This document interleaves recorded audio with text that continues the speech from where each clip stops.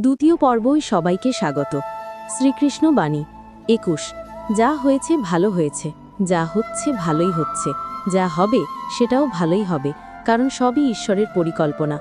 22। কর্ম করো, কিন্তু ফলের আশায় নয়, ফল নিজেই ঠিক সময়ে আসবে। 23। যে নিজের মনকে জয় করতে পারে সেই সত্যিকার বিজয়ী। 24। সুখ দুঃখ লাভ লোকসান এসব সাময়িক, স্থির থেকো। 25। যে রাগ ও লোভকে জয় করেছে সেই শান্তিতে থাকে। 26।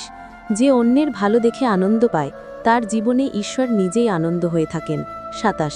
দুঃখের মধ্যে ধৈর্য, সুখের মধ্যে বিনয়, এটাই ধর্ম। 28। তুমি শুধু তোমার কর্তব্য করো, বিচার আমার উপর ছেড়ে দাও। 29। অহংকার মানুষকে অন্ধ করে, ভক্তি তাকে আলোকিত করে। 30। যা তুমি দাও তা তোমার কাছে ফিরে আসে, তাই ভালো দাও। 31। ভক্তি মানে হৃদয়ের সত্যতা, প্রদর্শন নয়। 32।